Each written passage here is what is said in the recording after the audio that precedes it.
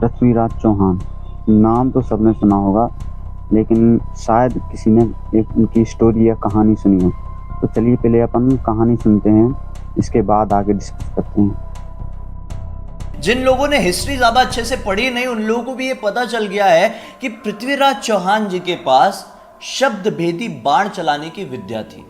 ये कैसी विद्या होती है जिसकी मदद से अगर ये विद्या किसी भी इंसान को आती है तो अपनी आंखें बंद रखे, या फिर उसके पास आंखें नहीं है, उसे कुछ दिखाई नहीं दे रहा है, तो केवल आवाज सुन के ही एग्जैक्ट जगह पर अपना तीर, अपना जो भी निशाना है वो लगा सकता है।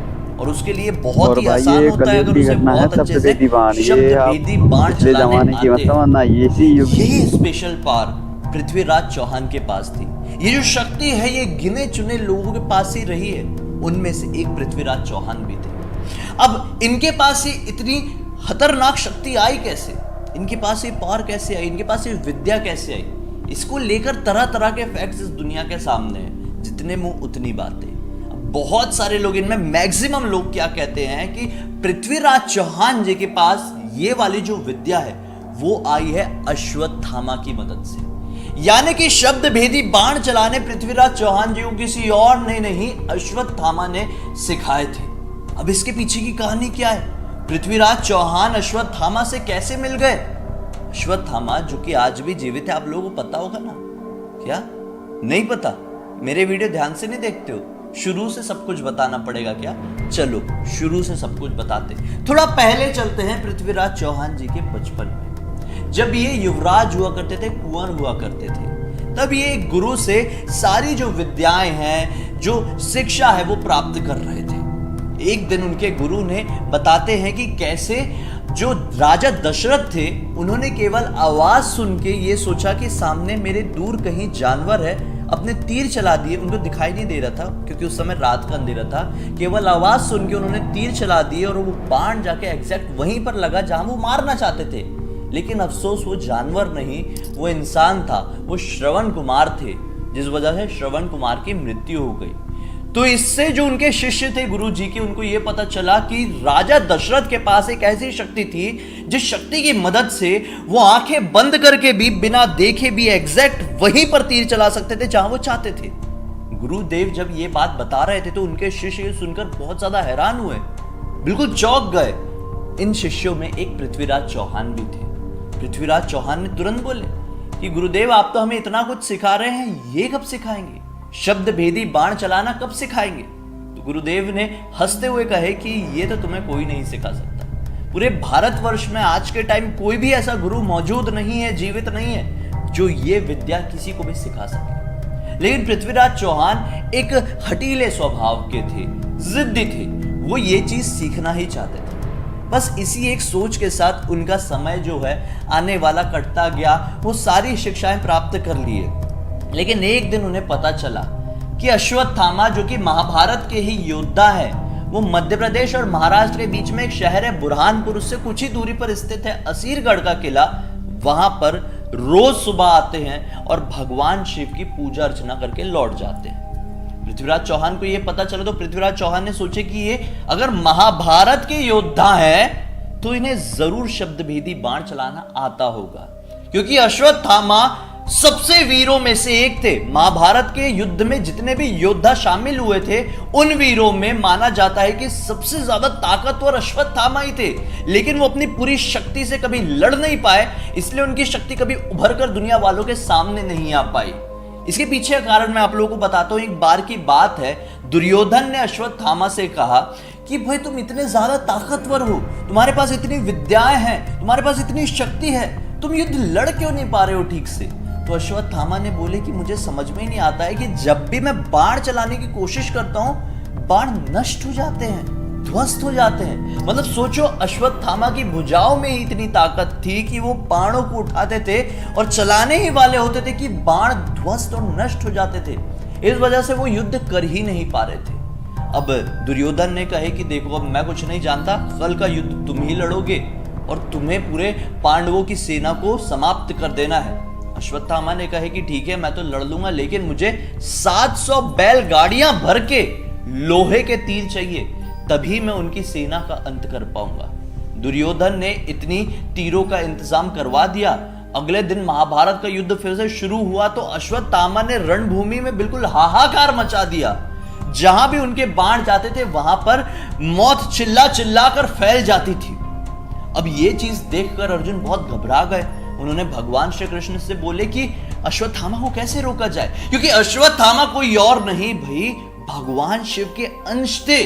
लोग कहते हैं कि अश्वत्थामा भगवान शिव के अवतार थे। अरे मैं तो कहता हूं अंश थे, लेकिन भगवान शिव के अंश थे। उनको रोक पाना क्या मामूली बात थी? वो रुकते नहीं थे। उनको क्रोध आ जाए तो उनको रोकने वाला कोई भी नहीं हुआ था। यह बात कृष्ण जी बहुत अच्छे से जानते थे। श्री कृष्ण ने अर्जुन से कहा कि देखो तुम अश्वत्थामा को रोक तो नहीं पाओगे, एक काम करो, उसके पीछे जो बैलगाड़ियां लगी हुई है जिसमें रखे हुए हैं बहुत सारे तीर, 700 बैलगाड़ियां थी, उनको नष्ट कर दो, उन तीरों को नष्ट कर दो। अश्वत्थामा के पास तीर ही नहीं होंगे तो युद्ध कहां से कर पाएगा। अर्जुन ने यही किया। जब उनके पूरे तीर नष्ट कर दिए तो फिर से अश्वत्थामा युद्ध कर ही नहीं पाए। अश्वत्थामा को दिव्यास्त्र चलाते आता था बहुत अच्छे से, वो बहुत आसानी से दिव्यास्त्रों को कंट्रोल कर सकते क्योंकि दिव्यास्त्र बहुत ज्यादा पावरफुल होते थे। लेकिन दिव्यास्त्र का उपयोग करना महाभारत में अलाउड नहीं था, महाभारत के रूल के बिल्कुल खिलाफ था। फिर से अश्वत्थामा आगे ज्यादा युद्ध नहीं कर पाया अपनी पूरी शक्ति से। तो भाई इतनी ज्यादा ताकत थी अश्वत्थामा के पास। यह बात पृथ्वीराज चौहान को बहुत अच्छे से पता थी। अश्वत्थामा की हिस्ट्री, महाभारत की हिस्ट्री बहुत अच्छे से जानते थे वो। तो उनको यकीन था कि अश्वत्थामा को जरूर शब्दभेदी बाण चलाते आता होगा। वो बस पहुंच गए उसी इलाके में। अब वहां पर जाके कुछ कुटिया में रहने लगे। अब जब कभी भी सुबह का वक्त होता था वो असीरगढ़ के किले में जाते थे भगवान शिव की पूजा अर्चना करने के लिए। जैसे ही उनके सामने पहुंचते तो ये पाते थे कि मुझसे भी पहले कोई यहाँ पर पहुंचा है और भगवान शिव की जो शिवलिंग है उसकी पूजा पाठ करके चला गया। पृथ्वीराज चौहान बड़े हैरान हुए। अगले दिन फिर और सुबह उठकर आए, फिर से उनसे पहले कोई पूजा करके चले गया, फिर और पहले आए, फिर उनसे पहले और कोई पूजा, फिर और पहले, फिर उनसे पहले कोई और पूजा। ये चीज बहुत दिनों तक चलती रही। महीनों बीत गए लेकिन पृथ्वीराज चौहान किसी को नहीं देख पाए। अब वो उन्होंने असीरगढ़ के किले में पहरा देना शुरू कर दिया लेकिन फिर भी वो अश्वत्थामा को देख ही नहीं पाए। एक दिन वो हार मान गए थे और सोचे कि अब ये चीज पॉसिबल नहीं लग रही है, मैं लौट जाऊंगा अजमेर। तो उनका सामना हुआ एक ऐसे व्यक्ति से जो कि वृद्ध था लेकिन बहुत लंबा चौड़ा, हट्टा कट्टा, जिसके शरीर में बहुत सारे घाव बने हुए हैं और लगातार यहां से खून बह रहा है। इसका हुलिया देखकर पृथ्वीराज चौहान को शक हुआ कहीं ये अश्वत्थामा तो नहीं है। उनके पास पहुंचे। सुबह सुबह का वक्त था। उनके हाथ में मानो पूजा की सामग्री रखी हुई थी। जो आए हुए थे, जो वृद्ध व्यक्ति थे, पृथ्वीराज चौहान उनके सामने गए तो आप ही हैं जो मुझसे भी पहले भगवान शिव की शिवलिंग पर पूजा अर्चना करके चले जाते हैं। वृद्ध व्यक्ति ने मुस्कुराते हुए कहा कि हाँ मैं वही हूं। तो फिर मुस्कुराते हुए पृथ्वीराज चौहान ने मजाक मजाक में ये कहा कि कहीं आप अश्वत्थामा तो नहीं है। बस जैसे ये बात उस वृद्ध व्यक्ति ने सुनी, मुस्कुराकर हाँ कहती। जैसे उन्हें समझ में आया पृथ्वीराज चौहान को कि मैं तो साक्षात अश्वत्थामा के सामने खड़ा हूं, वो उनके पैर में साष्टांग प्रणाम करती है, पैर पकड़ लिए, उनसे आशीर्वाद मांगा। अश्वत्थामा ने उन्हें आशीर्वाद दिए और उनसे कहने लगे कि मुझे वरदान दीजिए, मुझे दिव्यास्त्र दीजिए। अब अश्वत्थामा ने ये बात सुने तो अश्वत्थामा ने तुरंत रोक दी उन्हें वहीं पे। पूरे दिव्यास्त्र मांग रहे हो तुम्हें लगता है कि दिव्यास्त्र को हैंडल कर पाना इतना ज्यादा आसान है? दिव्यास्त्र को संभाल सके ऐसा कोई भी इंसान आज के समय यहां पर जीवित नहीं है पृथ्वी में, और ना ही आने वाले कईयों हजारों लाखों करोड़ों साल तक पैदा हो पाएगा। तुम कैसे दिव्यास्त्र संभाल पाओगे? दिव्यास्त्र को तुम हाथ में पकड़ोगे ही तो जलकर भस्म हो जाओगे, उसमें इतनी ज्यादा ऊर्जा रहती है, तुम नहीं संभाल पाओगे। ये सुनकर जो पृथ्वीराज चौहान थे वो उदास हो गए, मायूस हो गए और सोचे कि अब कुछ हाथ में नहीं आने वाला। बस फिर से आशीर्वाद लेकर लौटने लगे।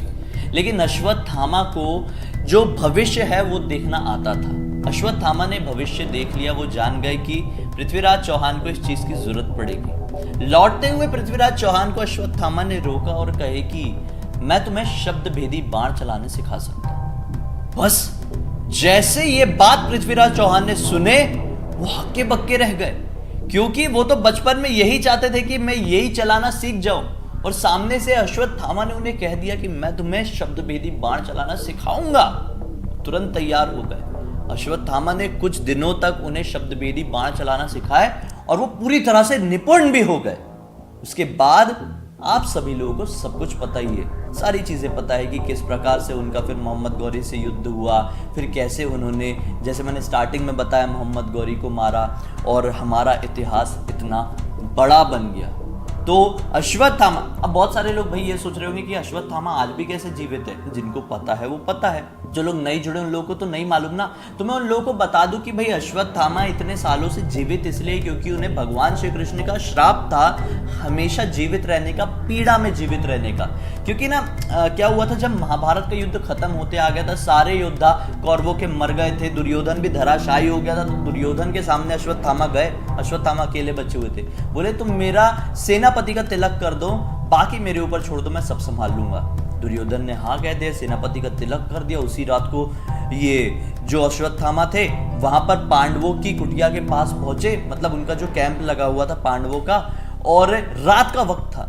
पांडव वहां पर मौजूद नहीं थे, श्री कृष्ण भी वहां पर मौजूद नहीं थे। इन्होंने बाण चला दिए और पांडवों की बेटों की मृत्यु हो गई। उनके गला, उनका जो मतलब सर था वो उठाए और दुर्योधन के पास पहुंच गए। रात का वक्त था, उस समय लाइट वाइट थोड़ी होती थी जो सब क्लियर दिख सके। तो उन्होंने सर उठाए और पहुंच गए दुर्योधन के सामने। दुर्योधन ने जैसे ही देखे, दुर्योधन की आंखों से आंसू बहने लगे। बोले तुमने तो मेरे आखिरी वंश को खत्म कर दिया, ये मेरे वंश के आखिरी चिराग थे, तुमने उनको भी मार डाला। ये पांडव नहीं, उनके पुत्र थे। जैसे ये बात अश्वत्थामा ने सुने तो वो भी बहुत ज्यादा घबरा गए। अब इस चीज का बदला अर्जुन ने अश्वत्थामा से लिया। उनको घसीटते हुए, अपनी रथ से बांध के घसीटते हुए लेके गए। उनके जो मस्तक में बचपन से मणि बनी हुई थी, दिव्य मणि, उसको अपनी तलवार से काट दिया। और बहुत सारे लोग ये भी कहते हैं कि भगवान श्री कृष्ण ने अपने सुदर्शन चक्र से वो मणि काटी थी। तो खैर, जैसा कि होता है ना, जितने मुंह उतनी बातें, सच्चाई तो सच्चाई ही रहती है। लेकिन ये सच्चाई है कि अश्वत्थामा की वो मणि निकाल दी गई थी जब श्री कृष्ण और अर्जुन वहां पर मौजूद थे। वो मणि निकल गई थी और क्रोध में आकर भगवान श्री कृष्ण को दूसरी बार क्रोध आया था पूरे महाभारत के युद्ध में।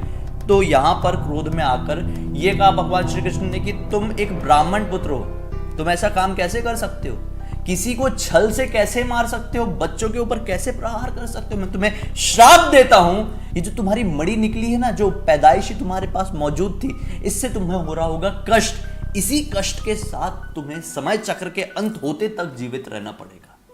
बस इसी वजह से अश्वत्थामा आज तक जीवित थे, आज तक।